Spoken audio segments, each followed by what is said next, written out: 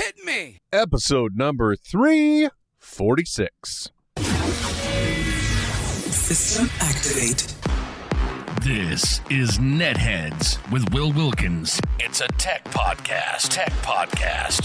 But we are a ton cooler than your typical geek. You guys rock. And now, here's Will.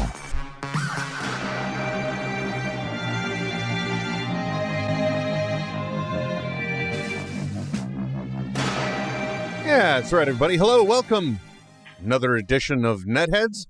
My name is Will. Trent today is on assignment, but that's okay because thankfully we are not solo here. You're not listening to the sound of one hand clapping, one hand fapping, whatever. Nope, it's me, Will, but also I do have a special guest today coming to us straight from the Webernets and into your home from, if I'm not mistaken, the great state of Virginia? Is it? Is that the case? It's Mr. Marvelite. Yep, Virginia it is. There we go. Also known as Tony, but I like to keep it formal. We're going to refer to him as Mr. Marvelite if you'd like to follow him. Mr. Marvelite on his socials, including TikTok, where he does a lot of really great Marvel insightful posts, which I thoroughly enjoy, which is how I believe I found you. I think it was...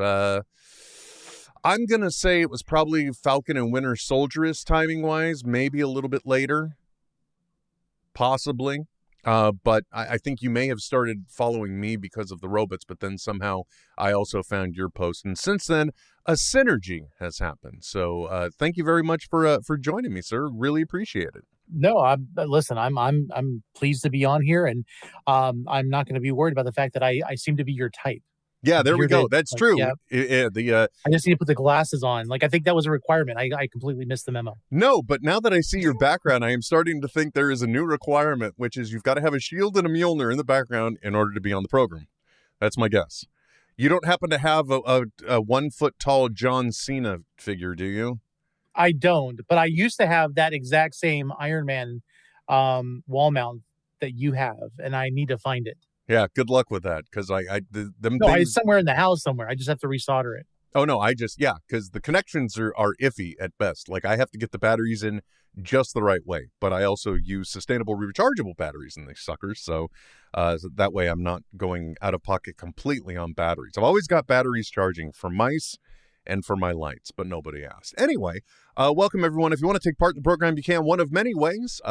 If you are catching the live stream, of course, there are all the chats on all the places you may be looking at us right now, or after the fact, hashtag NetHeads via Twitter.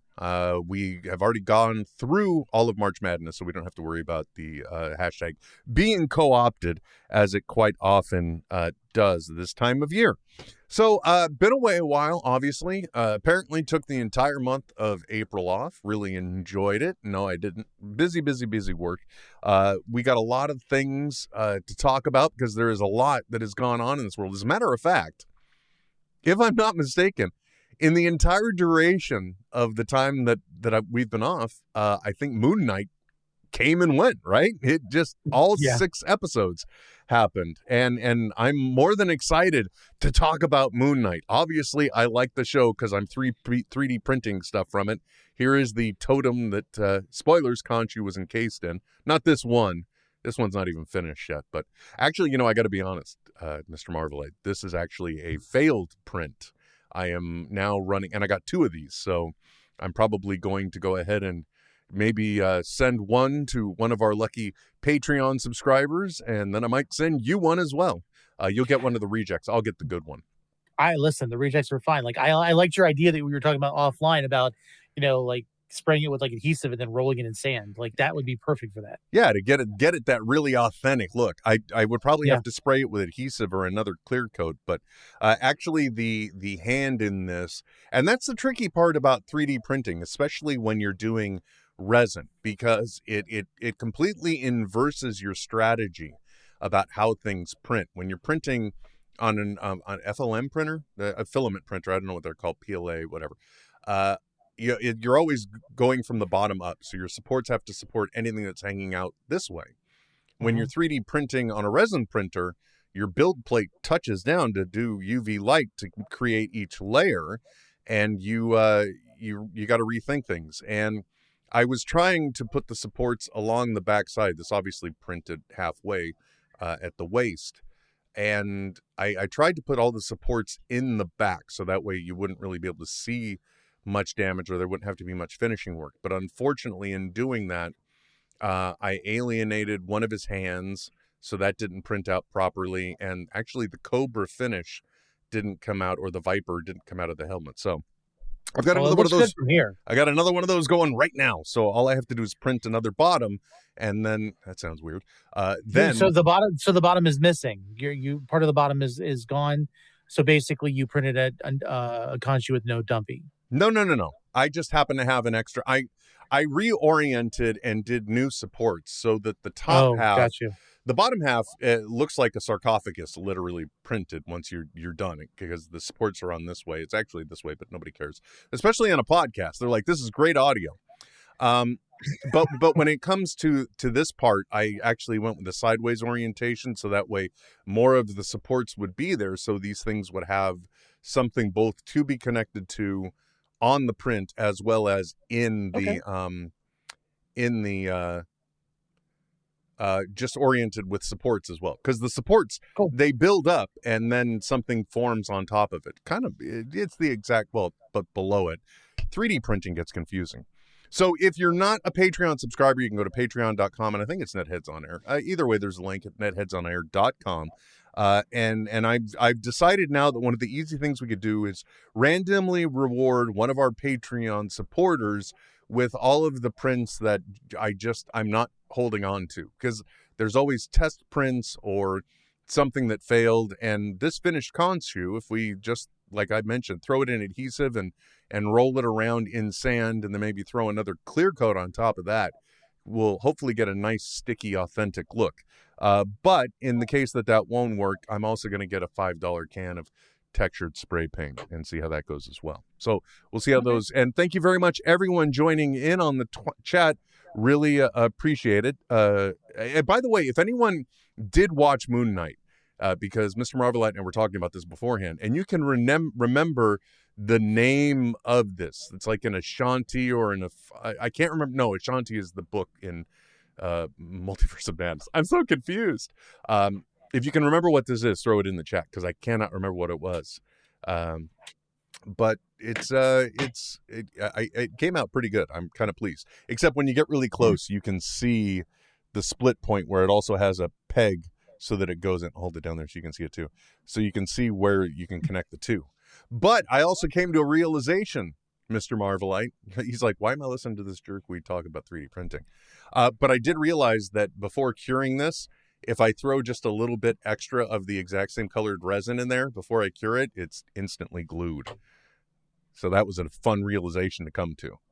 Oh, yeah. It's like, oh, that's easy. And you yourself, you have a 3D printer as well, correct? I know, but I really want to get into resin 3D printing at some point, because it looks so great. And then especially for like the PLA stuff that we do with the filament printing, having the actual, like, the resin, like the leftover resin from previous prints, just to be able to use to like smooth over textures instead of trying to do a whole lot of sanding and then using like that really nasty like a Bondo or epoxy type stuff.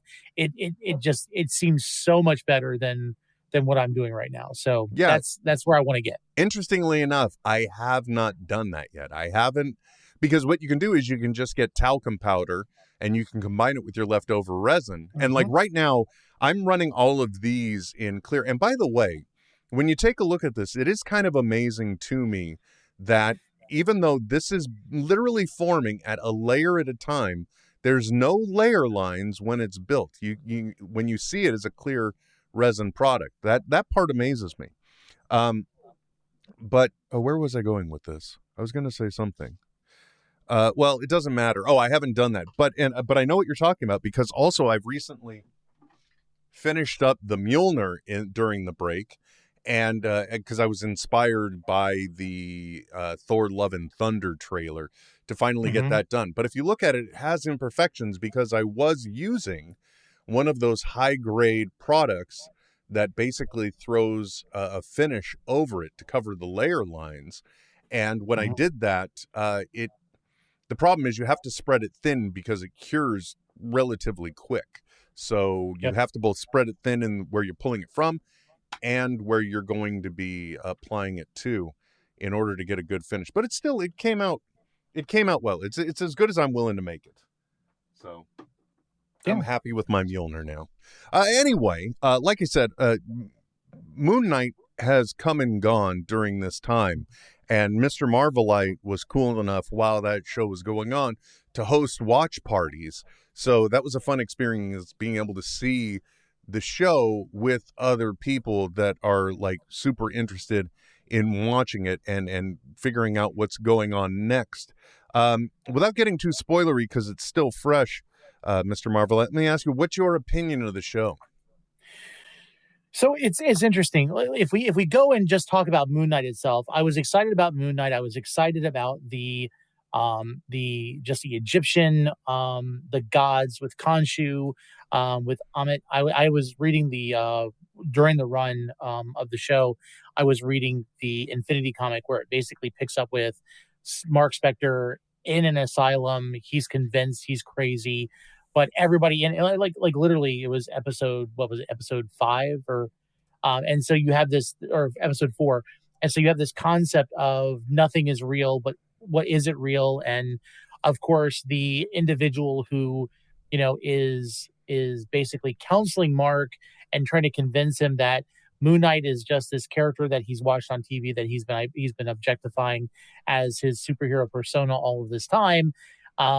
This counselor is literally Amit, and he's trying to break the spell of it, and he has his friends to help him escape the asylum, and then all of a sudden he's in Egypt again. And so I was very excited about that. I was excited to see how they were gonna tackle a legitimate mental disorder, and if they were going to do it right. And honestly, I was pleased with all of that. There are some pacing things, like honestly, I feel like the show could have really been called Spectre, because I feel like we got way too much Mark Spector, but I get it, because we really have to establish this character, and it wouldn't make sense if you had a whole lot of superhero without any addressing of the mental disabilities, and understanding that. So overall, I really did like it. I liked the way they went with it.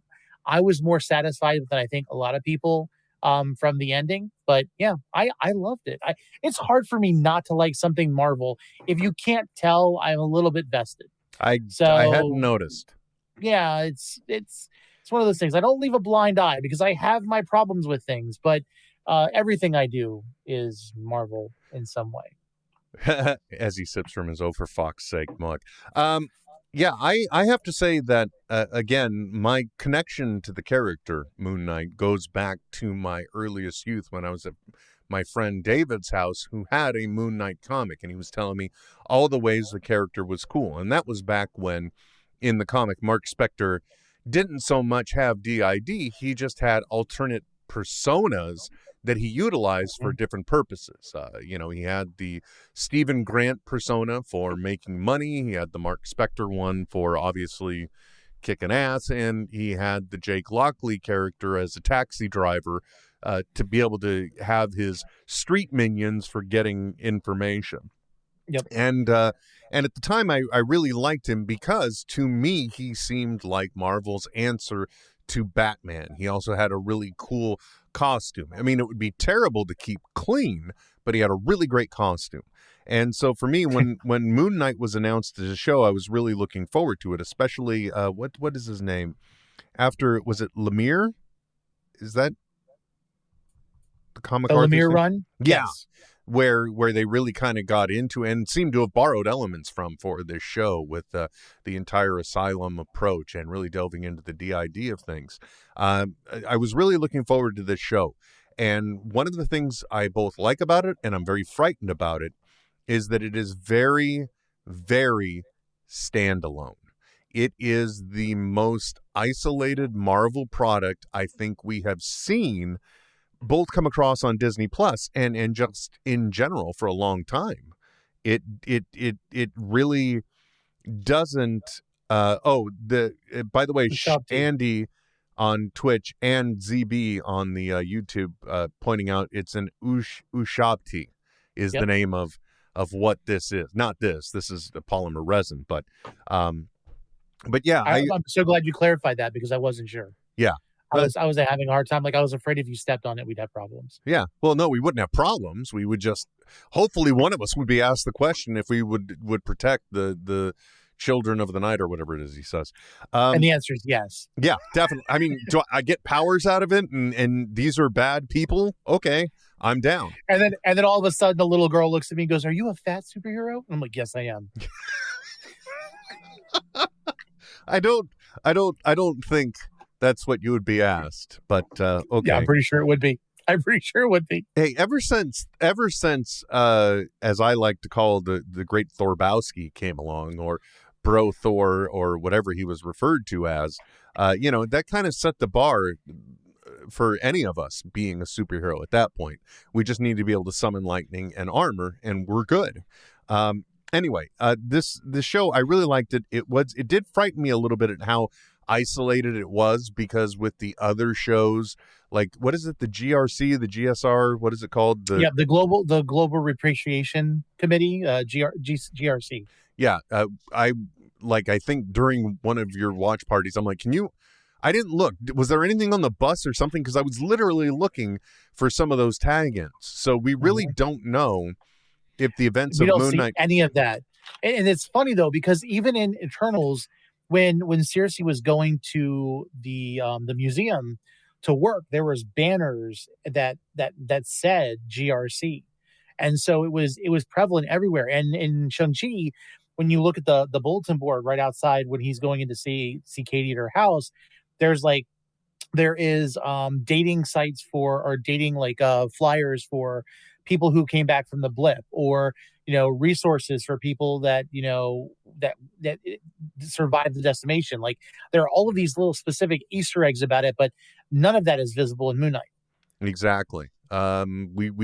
We in general do not know when this show happens, which in a way, because I really liked what I got, and I hope we will see the character again or at least Moon Knight. Let's just put it that way, because again, we don't want to get too spoilery, but the stuff that's in the show is good. We still want to give people an opportunity to see it, but I really hope, at least in the movies, we see it more. I just feel like we're not really going to get much else of this.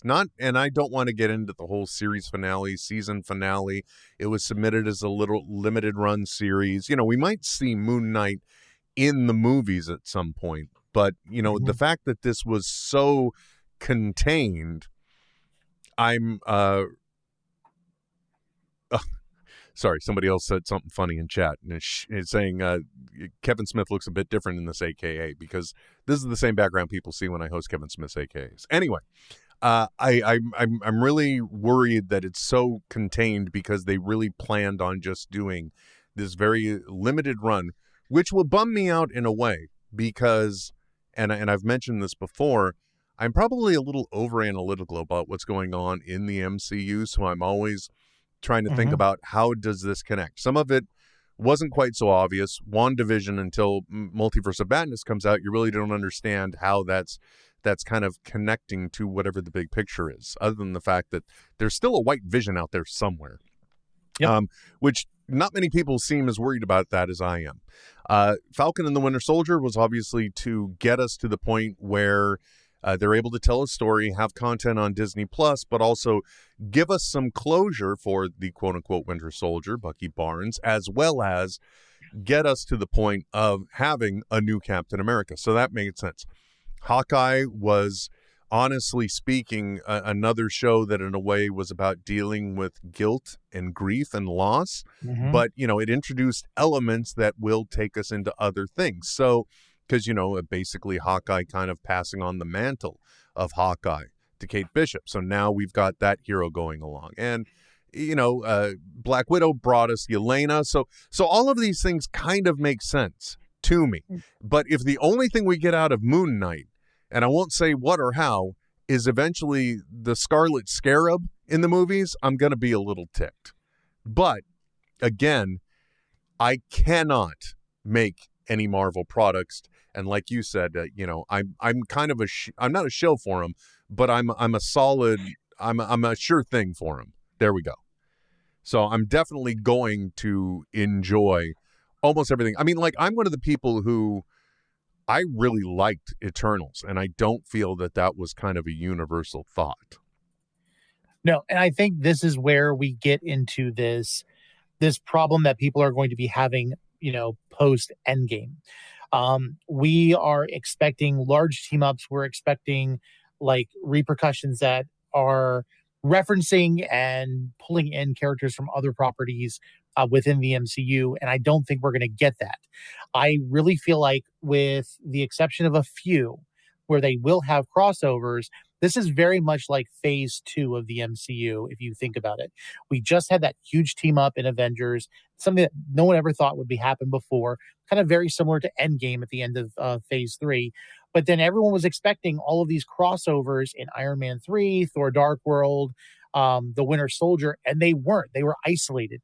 The most you got out of a cameo was the after credit scene for Iron Man 3 with Mark Ruffalo falling asleep.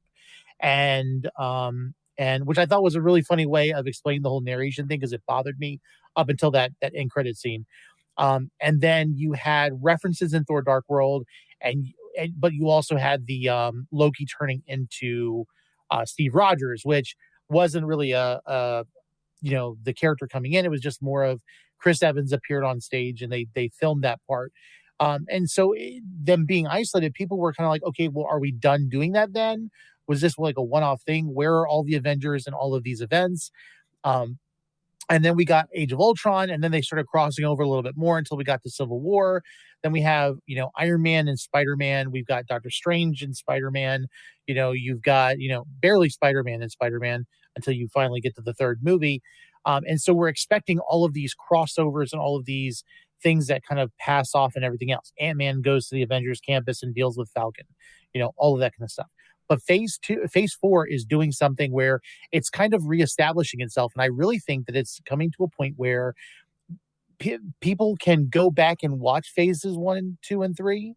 But if they're new to it, they don't have to do all of the research going back and watching all of those films from the last 10 plus years.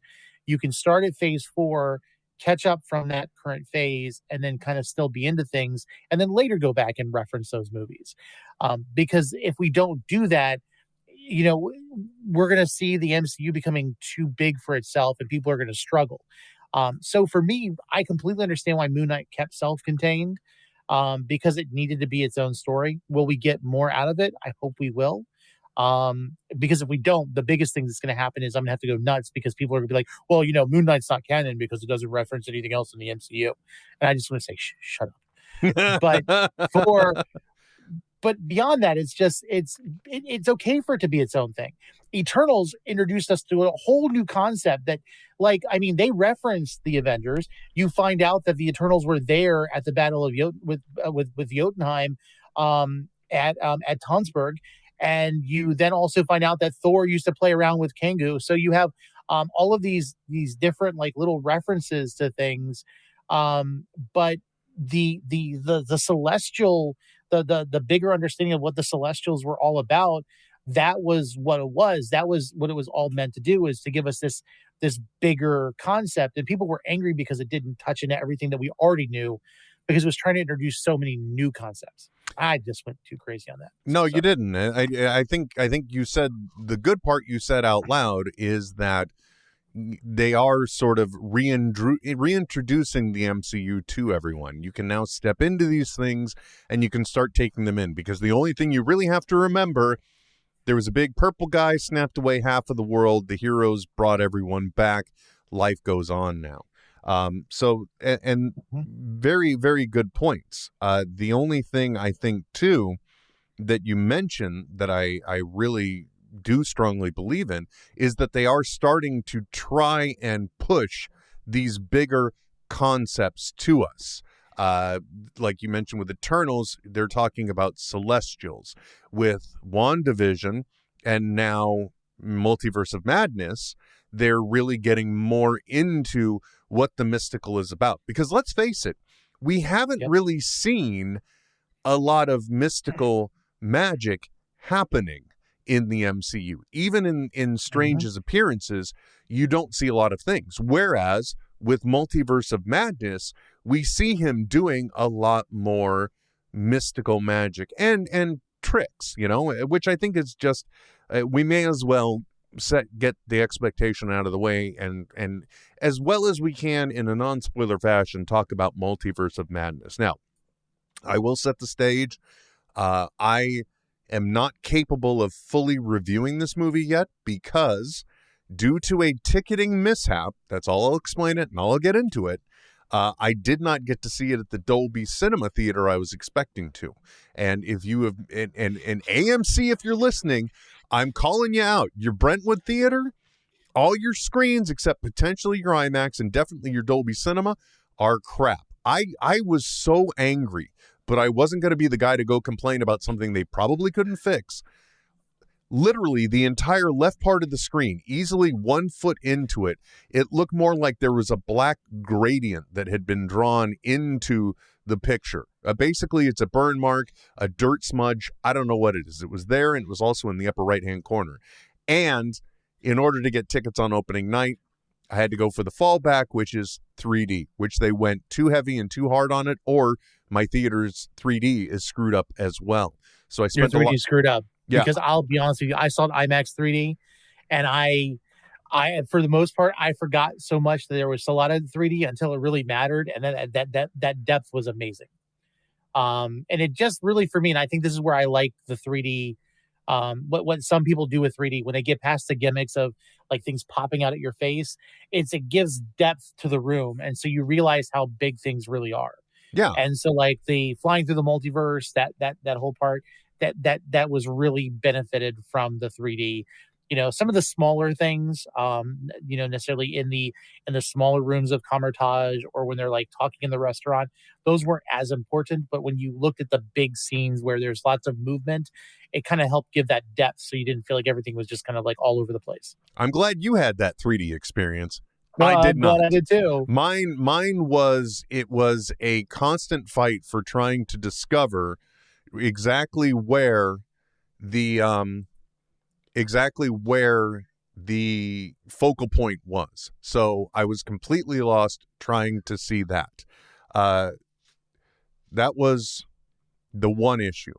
The other issue for me was the fact that the screen was dirty, and I spent a lot of the movie watching through one eye. I was just looking through my one eye, and that was it. So that's the way I watched Multiverse of Madness. Now, all of that said, once again, I still really enjoyed this movie. Okay, for me, Multiverse of Madness was a good movie. It's hard for me to really convey the fact that I had a good experience when the picture quality itself was so shot, when things were hard to focus on. Once I got into that situation, it became damn near impossible for me to really qualify and say the movie was good. Mostly because in that respect, I didn't really make out what would be. It's like seeing it at a drive-in, but not a good drive-in. Seeing it at a really crappy drive-in. That's what it was like for me. So I went ahead and just powered forward through it and just tried to take in the story itself. And in that respect, I loved the story that they told. I thoroughly enjoyed it. I thought it was great. I thought what we got, they carried forward with what they established in WandaVision, and they gave us a logical progression for how Scarlet Witch takes her place in this movie, I guess is the best way I can put it. So and I think once again, and I'm really glad the airing order got messed up. Originally, it was supposed to be Multiverse of Madness, and then we would have gotten Spider-Man No Way Home. I think, and it could be that there are changes in Spider-Man No Way Home that we got because of that. But if the stories were similar, we would have almost seen, in a way, a regression of Stephen Strange, because this one I felt built on his development that he had in No Way Home. learning to be less about himself and more about those around him. And that was a natural extension that carried very well into this movie. Would you agree? I would agree. And I actually honestly feel like one of the things that people have been complaining about with this film is that Doctor Strange did not get a whole lot of character progression. That there was a lot of character development for maybe Wanda, for America Chavez. Wong got his moments, but Doctor Strange didn't go very far when it goes from A to B.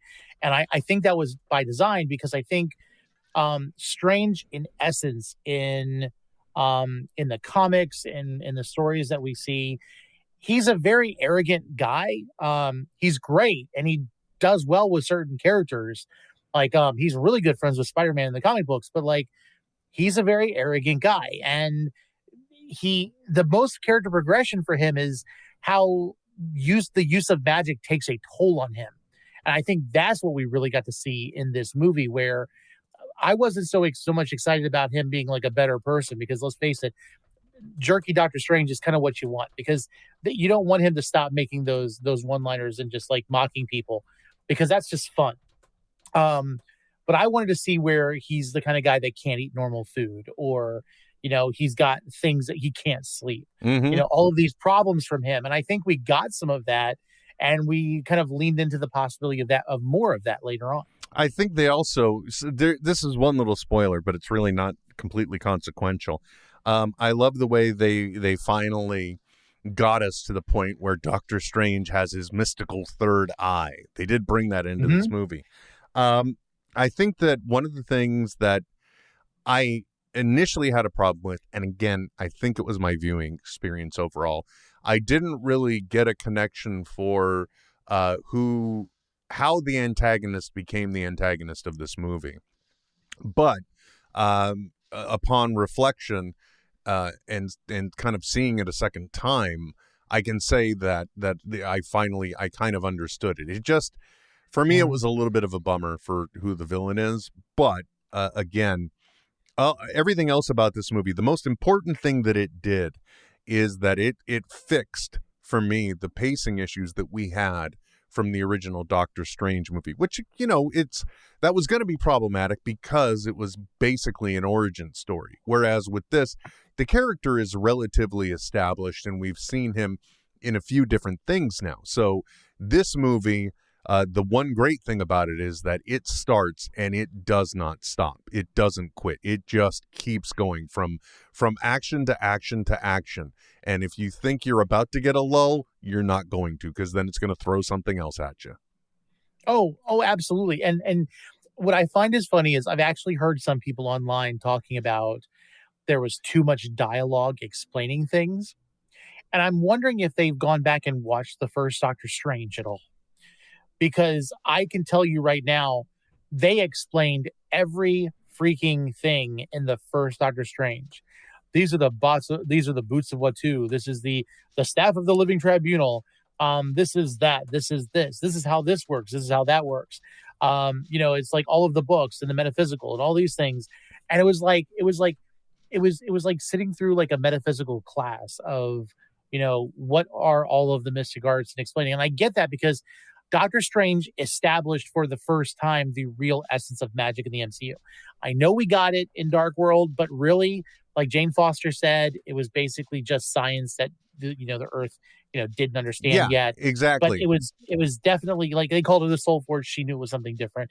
And so basically Asgard just was able to take the science that Earth did not know to be able to do all of these things. Doctor Strange is the first time we actually talk about magic and chakras and all of that, to get to where we understand, oh yeah, magic does exist. I can harness and make shields just by waving my hands, and I can make a fake sword, and which led us into the battle with Infinity War, because I think it was more believable now that we had that acceptance from Doctor Strange. Because if we wouldn't have gotten all of that dialogue, it would have been terrible. But Doctor Strange 2 doesn't do that. It's very fast paced. It's very moving, because it just assumes that you've at least watched the first part of the episode, phase 4. Yeah. Because if you've at least done that much, it doesn't really matter anything beyond that. So, yeah.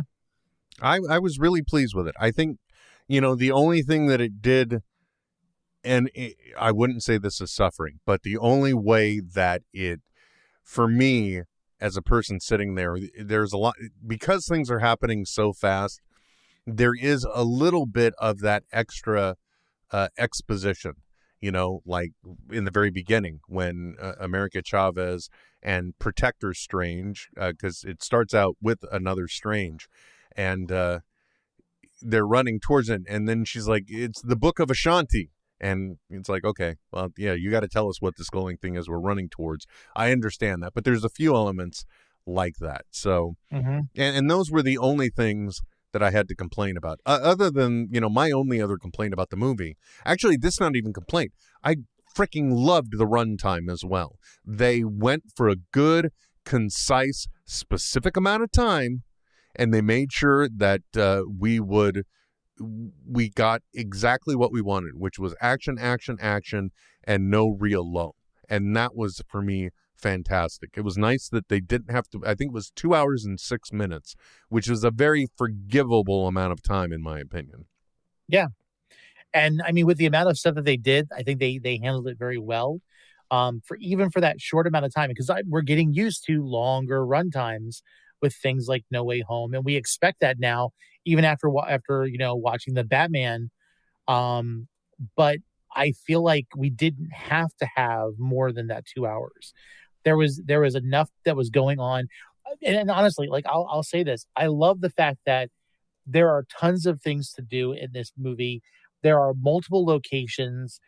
They don't take too long. I mean, there's stuff that I want to go back and I just want to watch over and over again because, especially like in Kamertage, like seeing some of those scenes and seeing that what happened, you can go back and be like, wow, I missed that time. I really want to go back and look at this. That was one of the things I loved about Infinity War. Even though Infinity War is a longer running movie, there was multiple locations and all of this, all of these events that were going on. I feel like Doctor Strange was able to cover that with a lot less time, and it just kind of kept your heart racing. And I think part of the way that this worked for me was you're shocked about something that just happened, and then all of a sudden they're going to throw something else on you. So you're kind of keeping this heart rate up while you're watching the film, wanting to, like, I need a second to digest this. I was like, oh no, there's no digesting. Yeah, when you're done, you're gonna be sitting in the bathroom just completely shocked and just with your jaw on the ground. But, so, by the way, Miranda Janelle pointing out, hey, you remember when the Watchmen runtime was controversial instead of the norm? Very, very, very fair and salient point. And by the way, the other thing too, I was really worried when we heard about the title of this. Actually, I was very excited because, again, when Kevin Feige announced it, he said it's like it was going to be Marvel's first real attempt at horror, which I don't really think they did. Yeah, it has a little bit of gore, it has suspense, but it wasn't very horror filled for me. Although I think in the third act, you definitely have elements that have just got that thick Sam Raimi thumbprint right on it, which was great to see. Also, I was really looking forward to the soundtrack of this movie because it was Danny Elfman, but I got to say, this is probably the least Elfman sounding soundtrack, and I say that as a compliment in this case, that I've ever heard. The music in it was great. The other thing too that I was worried about it though is that when they said it would be the multiverse of madness, the great news is it's not big and confusing with a lot of multiverse, and it's not really the multiverse that has madness. So once you understand that, it's a great experience, in my opinion. And I'm sure with everything, the whole point is this was my experience. This was Mr. Marvelette's experience. Your own experience is very valid, and if you have complaints about this film, you are completely welcome to it, because every bit of movie, art, or anything else is completely subjective. As the great Scott Mosier once said, everything is everything to everyone. So it's any infinite combination of things.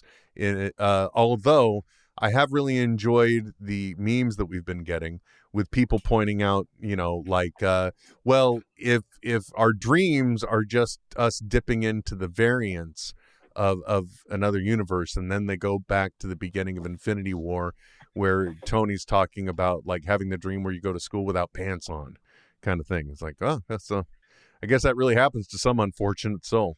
Oh well. Okay. The line that ruined me the most, and I'm not gonna even give it context, so it's not really that much of a spoiler, but it was the idea, it was the phrase where it said, "You ever had that dream where you're falling after being pushed?" Yeah, that was probably me.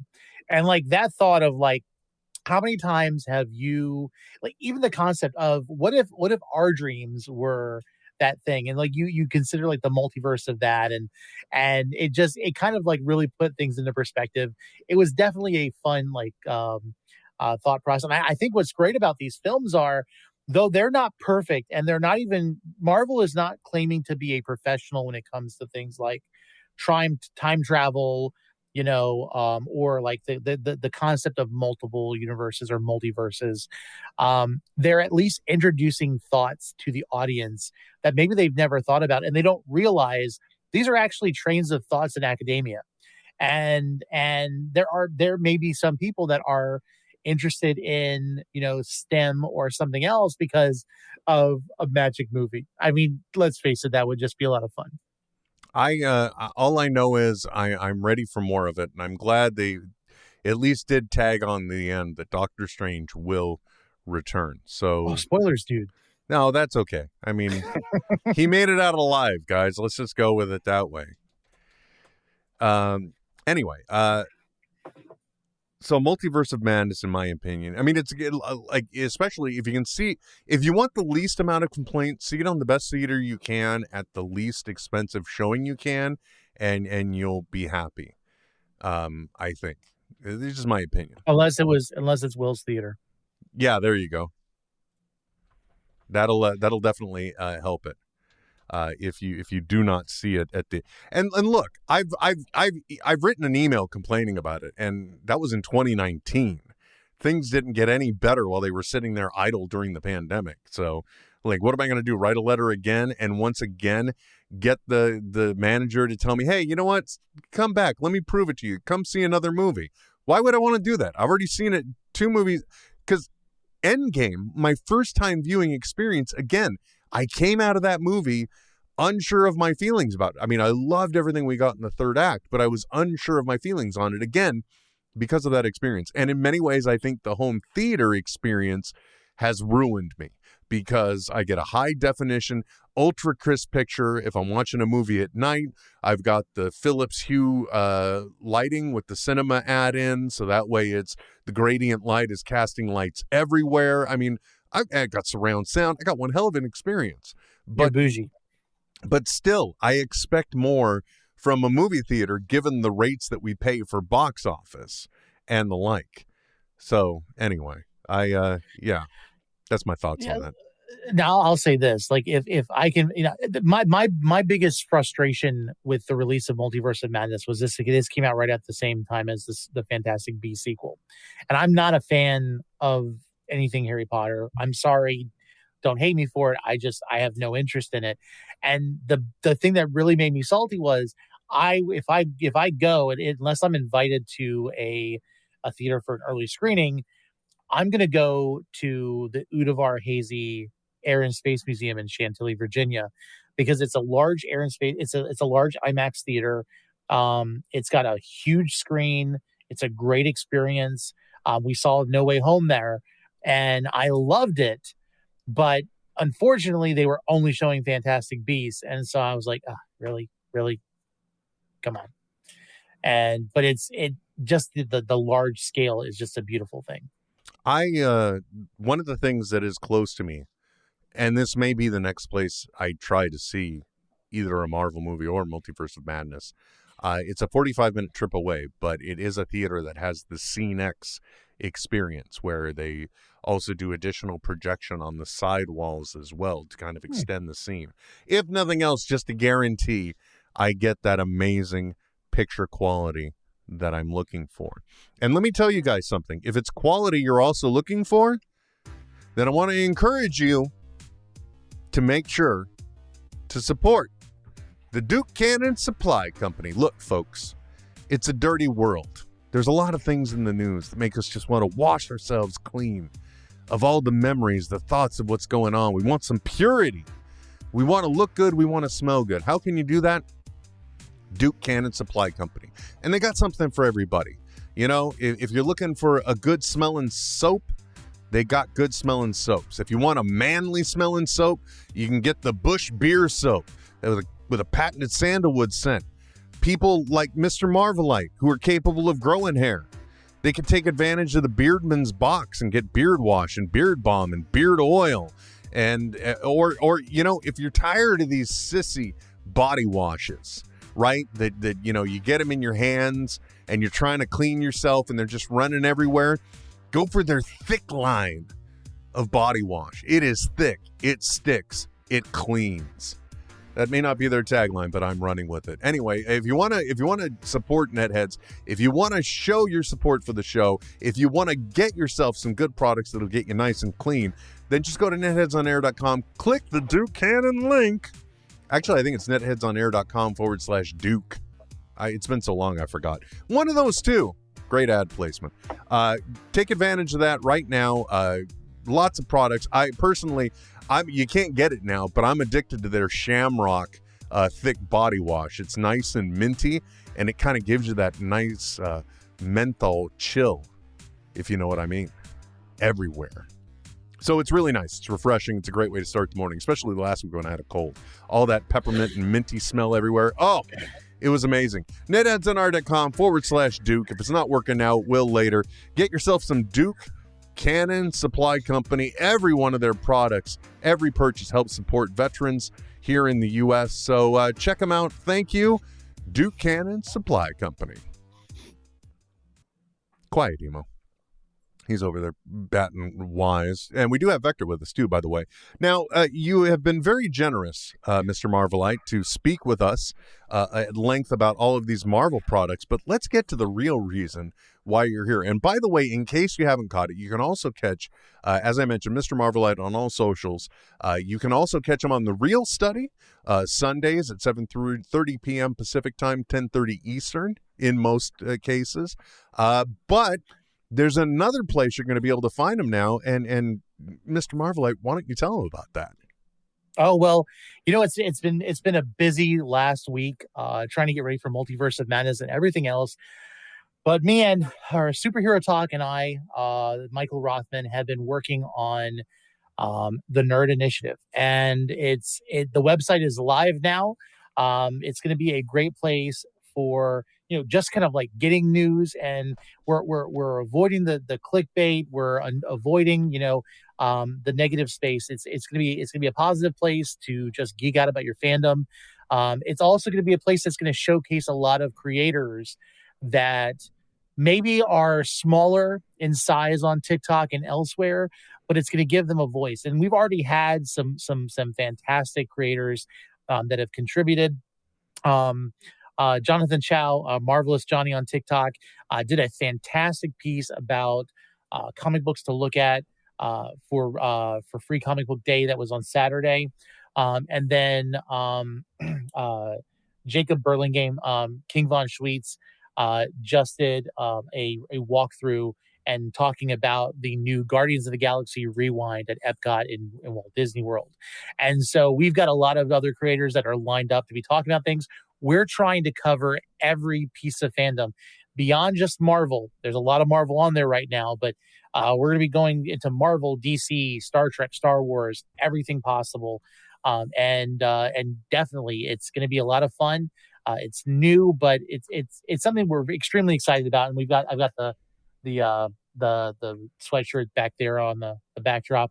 So please, if you would, please check out nerdinitiative.com and tell us what you think. There's a feedback section, or even just message me on Instagram or Twitter and give me your thoughts, because we want to make this something that's great for everybody. Yeah, and I think Cursed Cat Films in the chat points it out best. He's like, I just like to come out of a movie and find those nerdy shows that can talk about the whole movie, which I think that's one of the draws of the Nerd Initiative. You know, if you... It used to be like I would go to certain websites to get their takes on things. But over time, things evolve. They become more corporate. They're more ad-based. They're more this and that.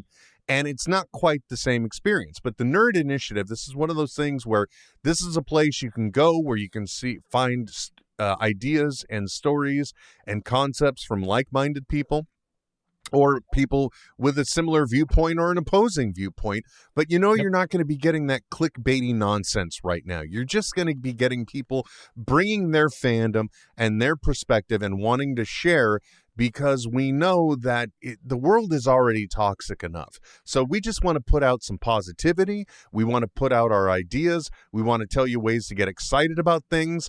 Like if I had read Marvelous Jonathan's article ahead of time, if I had seen that, then I would have known I should really have made an extra effort to get to Free Comic Book Day, because there was a Doctor Who comic that was featuring this first incarnation of the Doctor we were introduced in the last season of Doctor Who.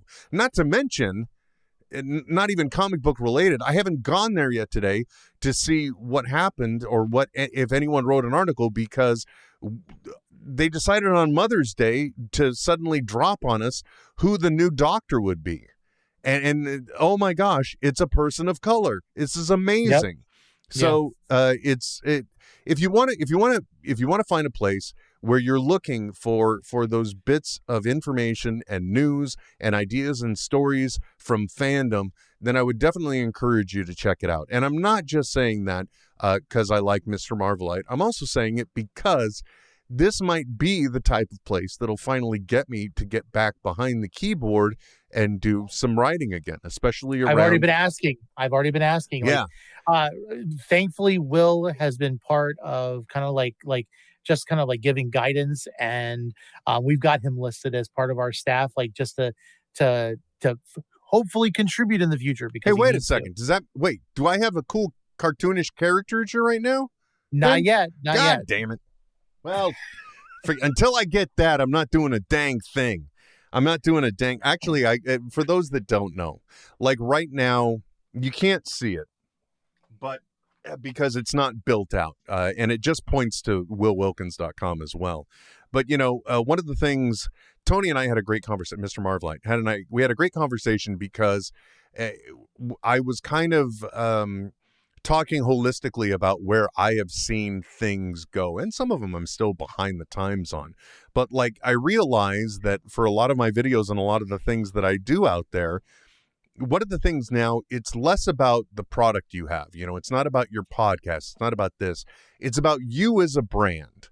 And then disseminating that brand throughout things. And it made me realize, like, I've just been missing the boat for a long time. Like, I've had willwilkins.com for a long time and not done much with it. And I've kind of rebranded myself on social as that Will Wilkins. And from the 3D printing realm, I suddenly realized, well, you could easily build something that could be anywhere at any moment to tell people where to go. And why aren't you doing that? So I did the design, but now where's the story going? I'll tell you, folks. I have been trying to do that, and I've been fooling back around in WordPress again. And I feel for Mr. Marvelite, because he single-handedly saved this website as well. Without saying much, let's just say it's very difficult to find good help. And even though you may pay somebody for something, it doesn't mean you're going to get what you're going to get. So they had a great design that wasn't functional at all. And Mr. Marvelite came in and got down and dirty for about 48 hours, and nerdinitiative.com is up because of him. So if I were in a hat, it'd be off to you, my friend. Let me say this. Like, the developer made a beautiful website. It was hands down beautiful. It had lots of filler space to put things in. I was very excited to use it. And as soon as I started jumping into it, I realized you couldn't save anything on the page. You could delete stuff, but you constantly got errors anytime you typed something. And we reached out, and it was kind of sad, because all of a sudden the developer just stopped responding to us.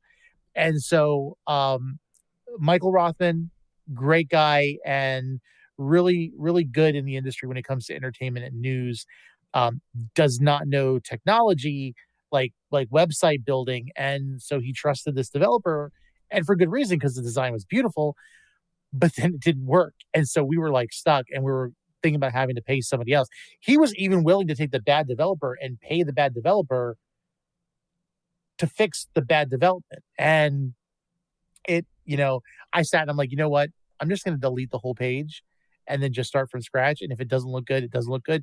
And I kind of got it to look almost like that page. You know, And I was kind of pleased with myself. And so I've been slowly adding things and kind of building a workflow. And I kind of feel better about myself because I used to do websites for fun, but this time it was a little bit more in depth.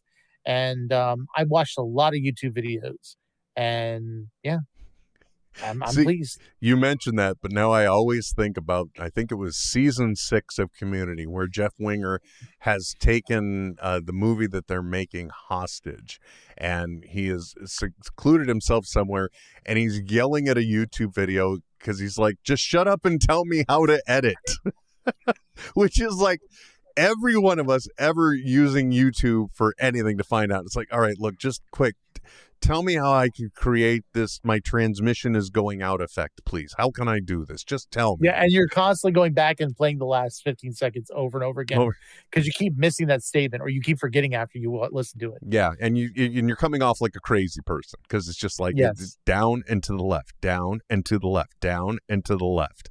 But, my hat's off to you. And I will tell you, too, there are some other things you were already down a path, so I didn't want to bring them up. But there are some other add-ins you can do that make it to where you can really start doing some powerful things and not quite be as shackled by WordPress as you are with it. But that's coming from the guy who still hasn't finished redesigning his own website, which would probably take 20 or 30 minutes. But no, instead, I wanted to sit down and talk to you and talk to all the NetHeads out there. And also, I want to take this opportunity, Mr. Marvelite, to thank you.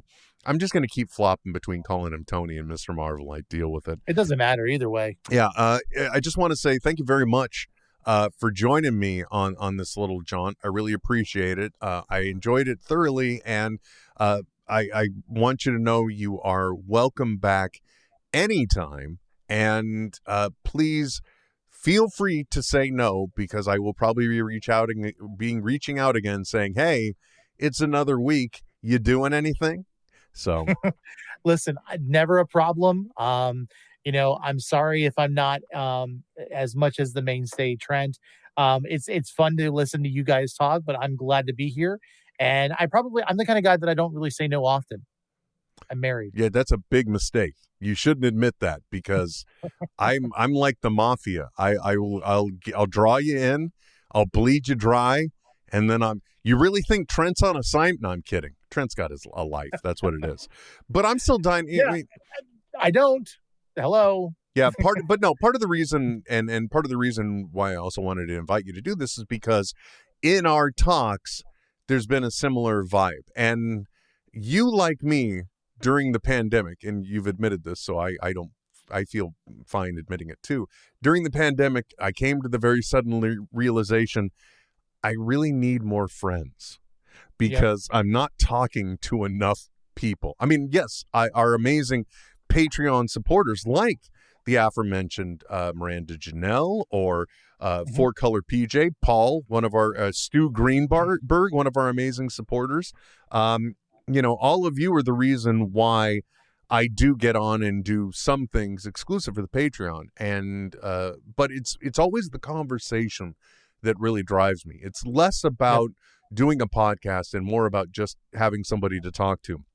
Speaking of Patreon supporters, the Patreon supporters are already aware of this, and even though we have a second run of them coming, I do have, for all of our Patreon supporters, hopefully going out this month, the official NetHeads stickers. The next one are going to be a little lower, and I think it was Mr. Kevin Conroy who suggested it, and if it wasn't, whoever you were, my apologies for miscrediting. For this first run, because it's not quite the way I wanted it, I'm going to be getting a silver Sharpie, and I'll be tagging all of these with my nobody's asking for my autograph, naturally, but since there's an empty space, I'll be signing them and sending those out, as well as hopefully recasting the mold for the coins again to try and get some metal coins made, as well as the 2022 even just resin version of the coins out. So thank you very much to our Patreon supporters. Again, patreon.com/netheadsonair if you want to And your check that out. Patreon supporters are amazing. I have to say, just going live with you a couple of times and like meeting like Miranda Janelle and some other people that have followed me. And then Miranda is my Patreon follower now too. So Okay. that is awesome. Yeah. So it may have been ZB that was the one who suggested signing them there. So that's it. Okay. So apologies, Zach. I didn't mean to give somebody else credit for your work.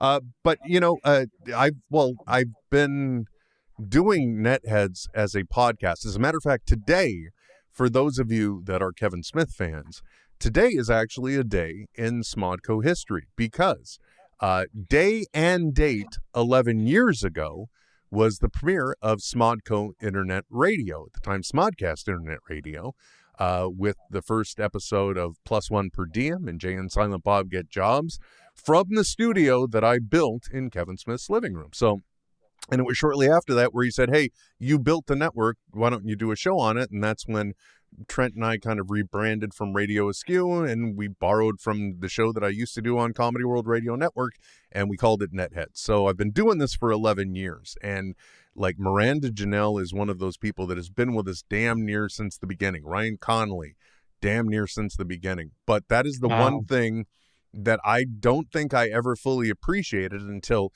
we have gotten 11 years down the road, and that is that there are people that are dedicated followers, consumers of this, and they enjoy it. So thank you guys, because like I've said, honestly speaking, it's mostly about me just trying to have a conversation with people I like to talk to, and just bringing you along for the ride. So thank you again for all your support.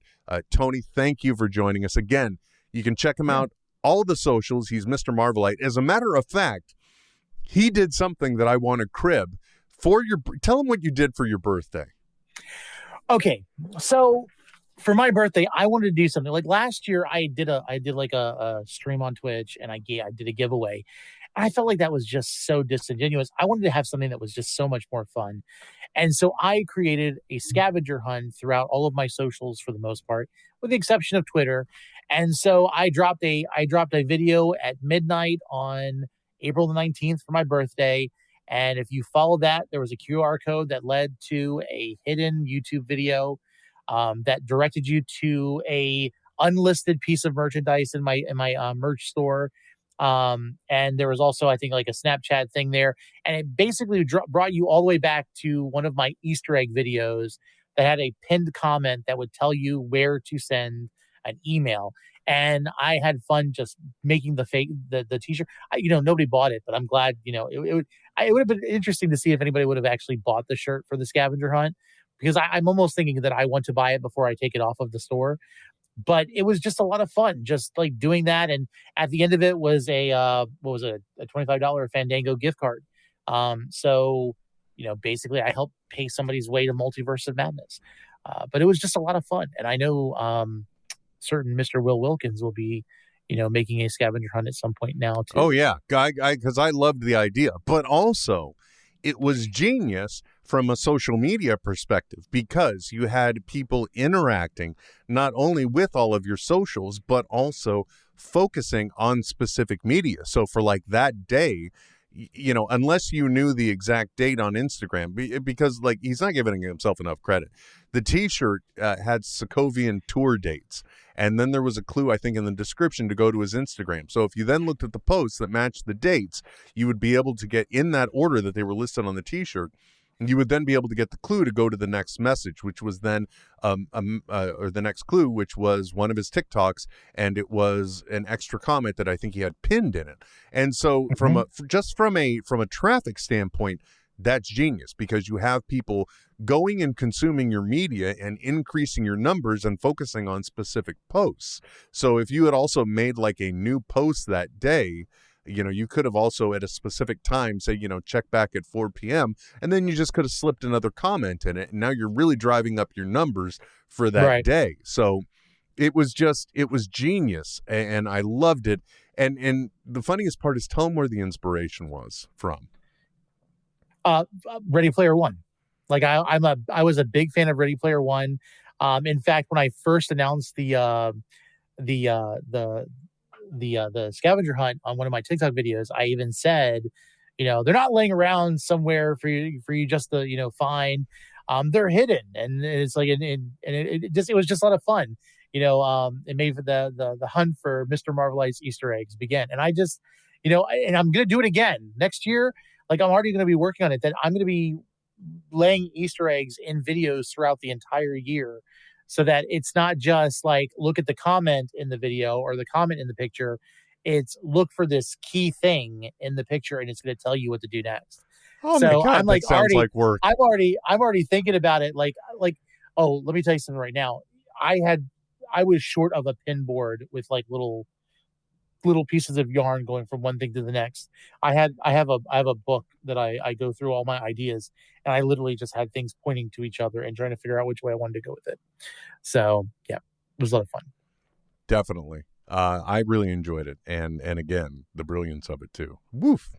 Anyway, folks, that is it for this episode of NetHeads. It is time to wind things down. Thank you very much again for tuning in. Thanks for watching. Until next time, my name's Will. I'm Mr. Marvelite. And we'll be back soon. This is NetHeads with Will Wilkins signing off. I know, right? But stop being a little Nancy and deal with it. NetHeads. We'll be back soon.